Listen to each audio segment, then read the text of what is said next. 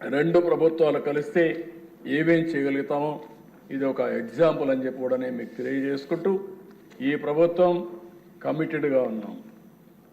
రాష్ట్ర ప్రయోజనాలకు ఎక్కడా విఘాతం కలగకుండా ఎంత వీలైతే అంత తొందరగా ఏమేం చేయగలుగుతామో అవన్నీ చేయడానికి పట్టుదలతో ముందుకు పోతున్నాం. అందులో తొలి మెట్టు ఈ బడ్జెట్. ఇవన్నీ కూడా ప్రజలు కూడా రాబోయే రోజుల్లో ఇవన్నింటిపైన చర్చ చేయాల్సిన అవసరం ఉంది, అవగాహన పెంచుకోవాల్సిన అవసరం ఉంది.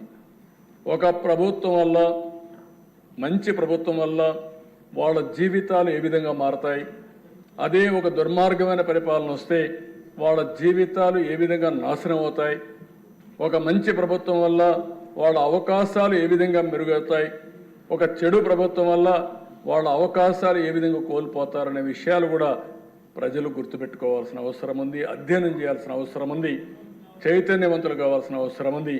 అది కూడా చేయమని చెప్పి కోరుకుంటూ మరొక్కసారి ఈ అవకాశాన్ని ఇచ్చిన ప్రజలందరికీ మనస్ఫూర్తిగా ధన్యవాదాలు తెలియజేసుకుంటూ ఇక్కడ మెంబర్స్ అందరూ కూడా పూర్తిగా సహకరించారు.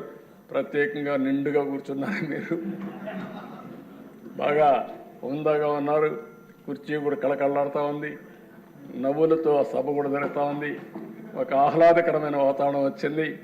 ఇదే వాతావరణం ఎప్పుడూ ఇక్కడ బాధపడుతూనో భయపడుతూనో పనిచేయక్కర్లేదు. ఫ్రీగా స్వేచ్ఛగా పనిచేయడానికి అందరికీ అవకాశం ఉంటుంది. పని చేసుకునే వాళ్ళకి అవకాశం ఉంటుంది. పని దొంగలను మాత్రం భర్తం పడతానే ఉంటాం. అక్కడ రాజీ లేదని చెప్పి మీకు తెలియజేసుకుంటూ